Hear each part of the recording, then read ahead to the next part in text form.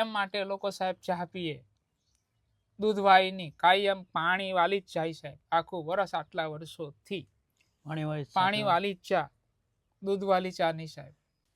આંબાનું ઝાડવું હતું, પોતાની ઓઢણીથી આપઘાત કરી ગયા.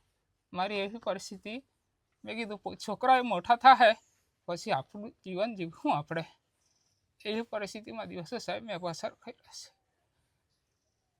આજે મારા ઘરમાં સાહેબ ખાવાનું એવું નહીં, તો મારે વિચાર કરવા પડે. આજે મારા કાકા લોકો છે, ઘરમાં ખાવાનું નહીં હોય, આટલા દિવસો 4-5 અઠવાડિયું દિવસ મને રાખે. કોઈ બીમાર મારા છોકરા પડે એ લોકો દવાખાને લઈ જાય. હાલ તો તમારે જે ખાવા પીવામાં ખાવા પીવામાં ને થોડીક ખાવા પીવાની સાહેબ તકલીફ, અને મને આ સાજો થઈ જાવ ને કામકાજ કરી કામકાજ.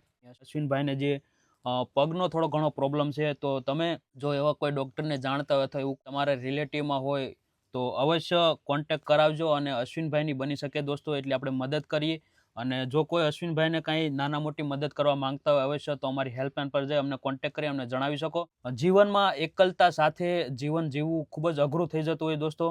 તો કહેવાનો ભાવાર્થ એટલો જ છે કે ભાઈ આજે આ એક વ્યક્તિ છે, પણ સમાજમાં આવા ઘણા બધા વ્યક્તિઓ પોતાની વેદનાને છુપાવીને જીવન જીવી રહ્યા છે. તો આપણે બધા સાથે મળી આગળ આવી અને જે આવા લોકો જીવન જીવી રહ્યા છે તો એમને સપોર્ટ કરીએ દોસ્તો.